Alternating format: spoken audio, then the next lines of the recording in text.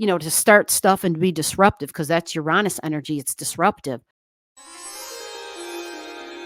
January 13th, the January full moon is interesting and powerful. The full moon has like this double moon effect. Well, here we are with a full moon on the 13th, and it's at 23 degrees in the sign of Cancer energy. All right, you got that? So, yeah, Cancer energy, full moon. So the moon's a thing, but the moon is the ruler of this full moon. So double moon energy, right? Yeah. So with that, we will also take a look at the degree and see, can we pull some meaning from that? We absolutely can. That's one of my favorite things, is to kind of go into the details of it and of things anyway in life and just in whatnot. Just by the way, it's not super freezing here. I know I have a hat on my head. And it's not a fashion statement, but we have Mars. See where Mars is right here in this chart at 27? This is in January. This is where Mars is right now. But you see that this Mars in particular is in a retrograde because the numbers are red, right? So right now, Mars at 27 is in a trine with Neptune. Neptune is in Pisces at 27. So when Neptune and Mars have conversations, whether they're in a trine, right? It can be tricky, and you'll notice I didn't even draw that in. Doesn't mean we're not going to make that a thing. We're definitely going to look at that, but it's a trine.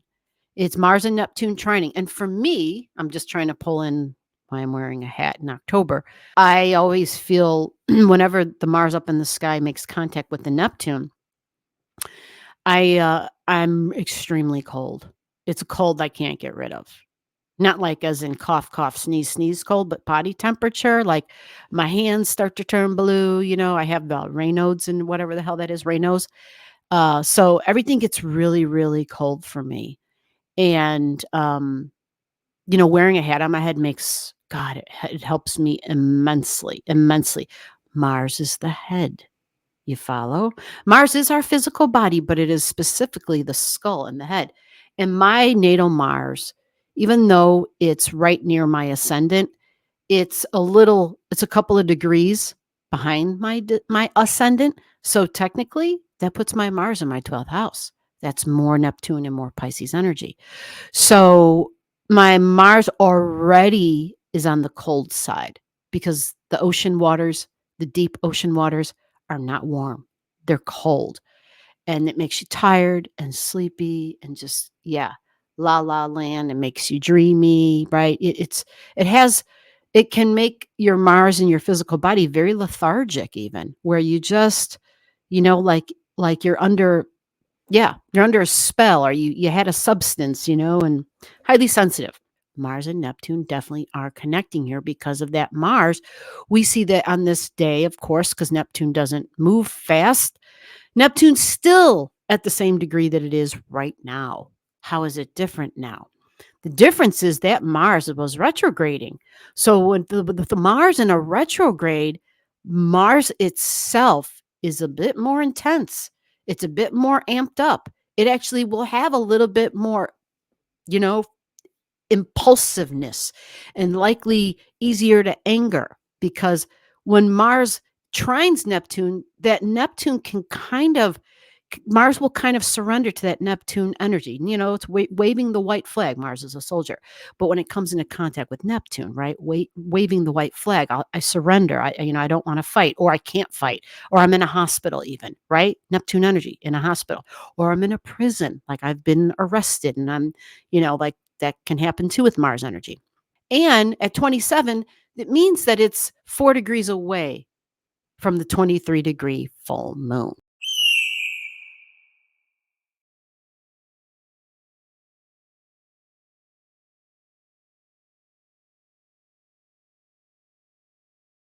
It's Uranus. Uranus is like an exact sextile to the moon.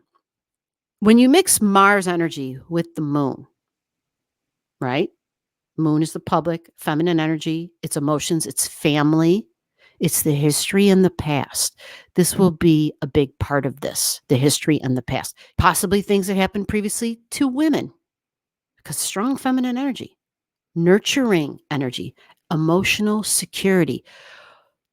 How does the public feel emotionally secure? When you see a mixture of the moon energy, the moon is emotions and the tides of the oceans and the increase of emotions. Mars in a retrograde, definitely part of this full moon because it's a retrograding Mars. Okay. It's retrograding. Maybe the Neptune effect will help it.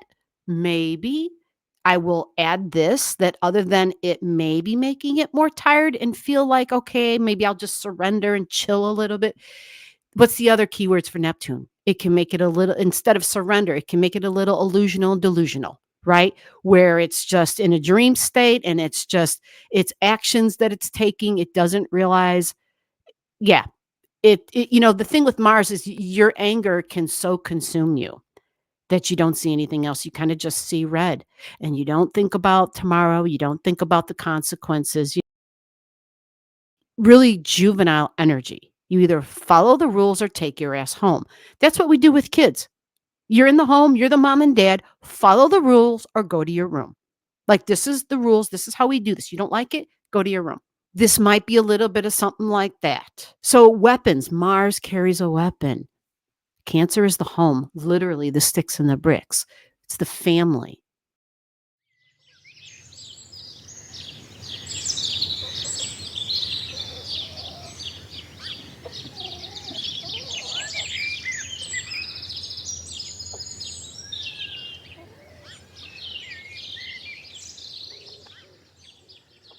Full moon represents a heightened emotion. Just automatically, full moons in general, there's more water. The oceans, the tide levels rise, right? Increase in water is an increase of emotions. Increases of emotions is an increase of memory and history and emotional memory.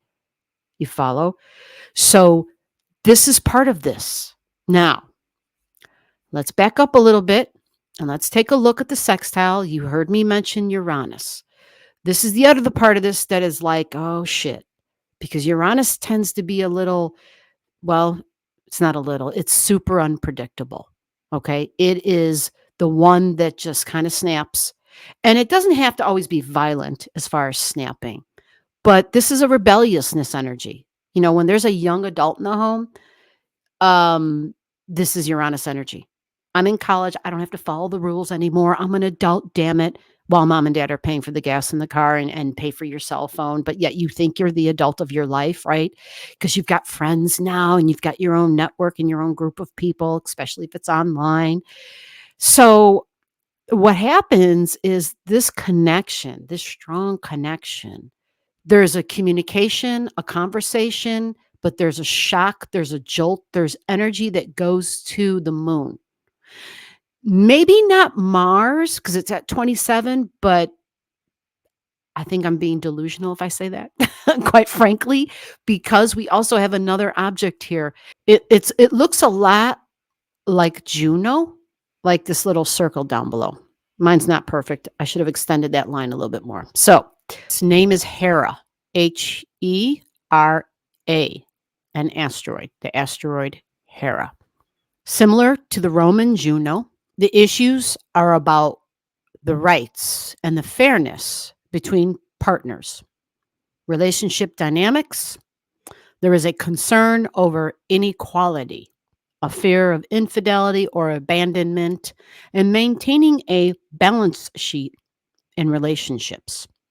Hera is the Greek goddess of marriage and childbirth. So she's at 24, conjunct Uranus at this time. Hera, equality, childbirth, right? Equality within relationships, equality within feminine energy. Big deal. And of course, Elgo is still sitting there at 26. So that kind of is like, dang, there's a lot here 23, 24, 26. You see? There's a lot here. So Mars, because it's at 27 going backwards, it's definitely touching on Elgo, right? It's definitely touching on Hera, and it's definitely touching on Uranus because the moon is as well. So these work as one when they're that close. And that's what happens. Even though we could technically say, well, they're separate entities. It's a separate planet. It's by itself. It has its own meaning. It does. But when they're together like that, it kind of functions. Think about it. You got a pot on the stove and you're making this, whatever it is you're making, and you've got 3, 4, 5 different ingredients on the table. And, you taste those different ingredients together individually. And sometimes some of those ingredients, whatever they are, let's pick anchovies, you can't stand them by themselves. But when you put them in that pan or that pot, right, you add some garlic, some butter, some onions, and all of a sudden those anchovies are transformed into something else, aren't they? It makes a whole other thing where you're like, yes, now this I can get down with, right? So that's how this works, right? Remember, as above, so below. That's how this works. So this sextile energy tells us a lot right here. It tells us a lot about what it is that Mars in Cancer, feminine energy, family, emotions, women, the moon, women, right? The moon ruling this full moon. What's the full moon? A release, a ending, and a let go. A cycle that has completed. Something that's, I read the book. I'm finished with the movie. I'm done with it. Usually the full moons are something where we're like, we know we've completed something. We're done with it. It's kind of that culmination. Like the whole time, it's not usually a surprise. I mean, there have been other things in some folks' charts where there were other things lining up, even though, Uranus is part of this. So technically there is a surprise in here. But the meaning of just the full moon by itself, it's normally something we're familiar with that we're ending. Okay. Obviously, women energy is really strong. Obviously, the public and most likely women and childbearing and surgeries and women being able to have health care.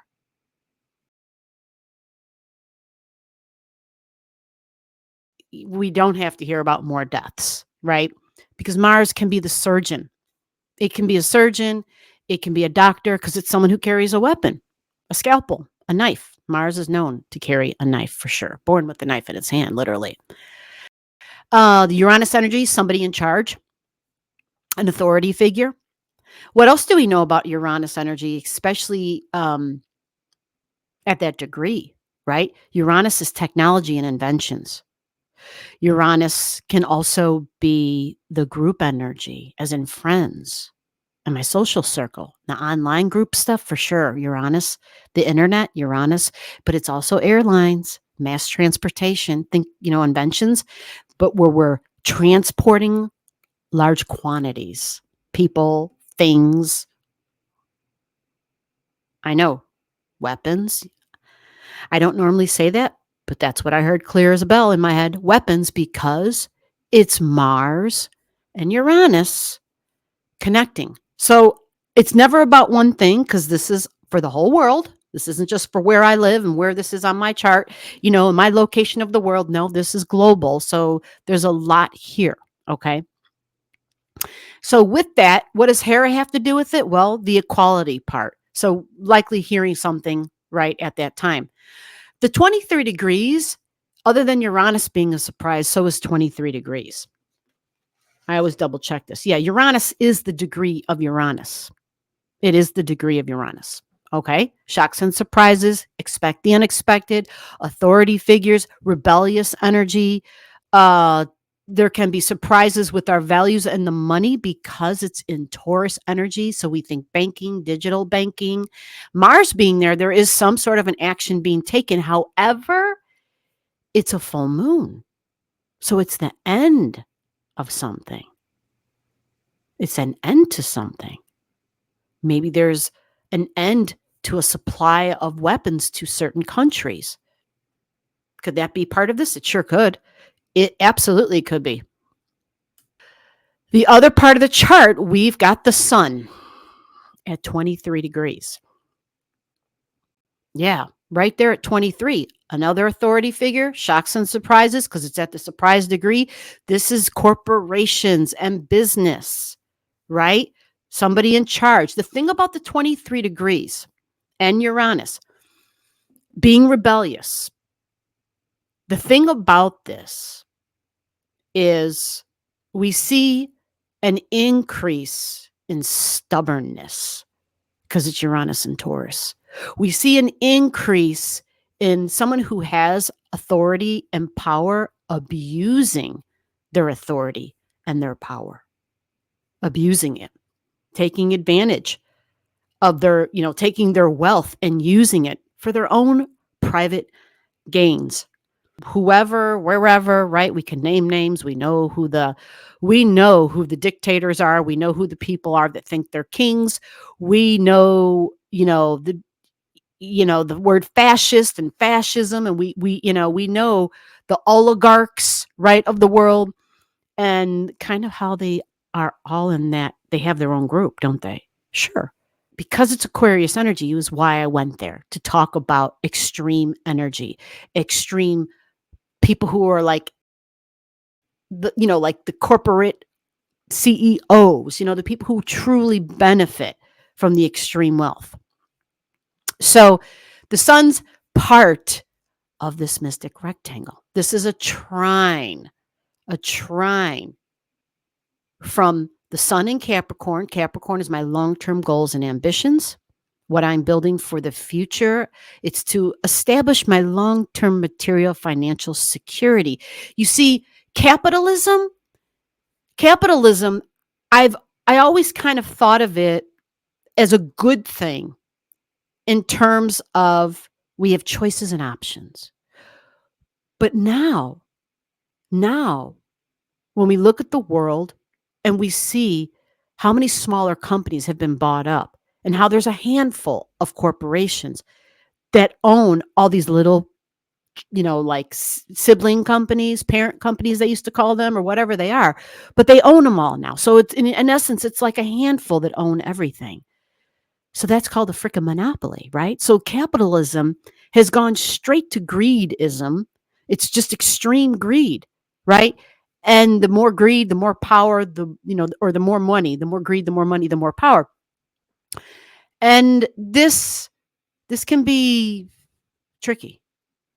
Not necessarily for this day in this event, but possibly tricky for people who have been all about the greed and the power, and where it's been so sick because they've been flaunting it. And hopefully the full moon will put an end to that.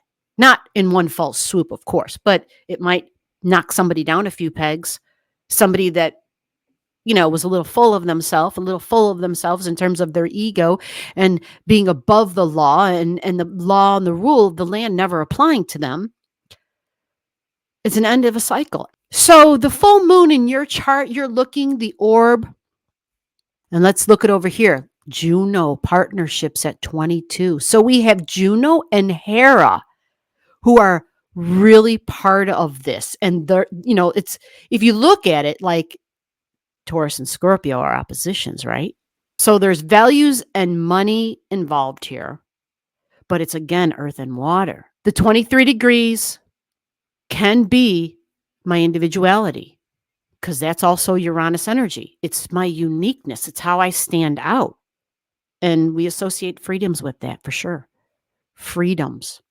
Hopefully it's not going to be freedoms. Hopefully it's more about, the authoritarian type of energy. That would be better, because for little people like you and me, yeah, we need a little bit more representation, right? Less taxation and more representation. That's what we need.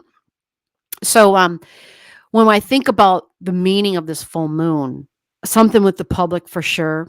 It'll be in the news. We'll hear about it because Mercury is reporting about the corporations and the companies and the businesses. And there was some charts in the past that I already did leading up to this that looked like there might be some major corporations that were going to have to file bankruptcy. That's a possibility. So I'm hoping that with this new year and this new beginning, we're not hearing about, governments running in to bail out these failing corporations. And I know the too big to fail. Well, that's what unemployment's for. When your company goes out of business, that's what unemployment's for. If a company has gone out of business for whatever the reason is, the gross greed from the CEOs, the mishandling of whatever those reasons are. If it's failing, let it fail. Juno is also about partnerships, deeply bonded energy, shared resources, right? Very, very intense energy is the Juno stuff. So as far as an orb now for you, this release and this ending, I'm going to go and say 20 degrees. From 20 degrees all the way easily to this 27, 28 degrees because Mars is there.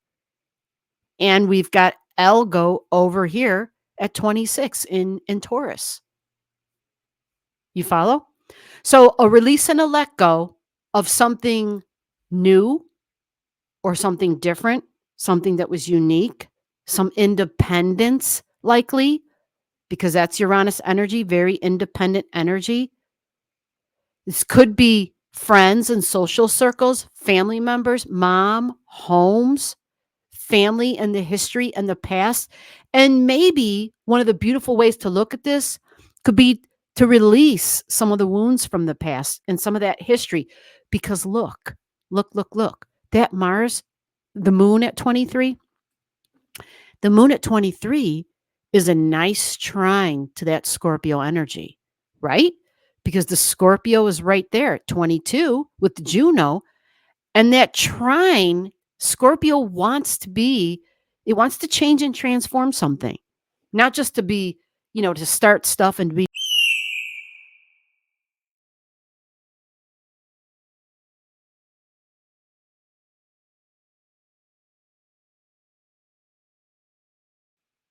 And that could also be it, the end of disruptions. That could be it. No more crazy, erratic behavior. This is the end of disruptions. So maybe there might be some CEOs. And, we can think of, you know, I don't want to name names because I know there's fans all over for these certain individuals, but see them for who they are. Um, yeah, greed is greed, corruption is, yeah, having a shitload of money and being spoiled and never really having to truly work for anything because you were born. And I'm not a person to down talk people. Um, I really don't feel just because someone was born into wealth that automatically makes them like this evildoer or spoiled or bad. I don't I think the chart makes the person. And I think you can be born into wealth and still be a decent human being. However, the person I have in mind has proven they are not a decent human being in multiple ways for a long period of time now, for a long period of time. And even to the degree where this person knows that what they're doing is wrong and breaking laws. This person knows this. Okay.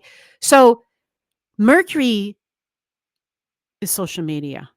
Mercury is also transportation and automobiles, corporations, partnerships. Now, am I saying specifically that this has to be this individual's company? No. But it's just kind of to give you examples. It's not to talk crap about somebody, it's to give us examples because, you know, in my mind, I don't know everything. I don't know everybody. I don't know all the different names around the world.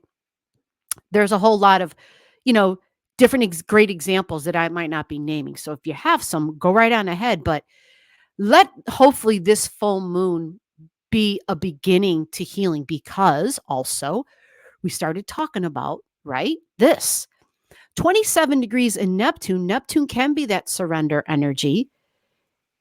The government, the public figure, right? The beliefs and the spirituality and the religion, the surrender. Like, this is all Pisces energy and Neptune being there, but the all-seeing eye, America, is at 19. It's headed towards this way.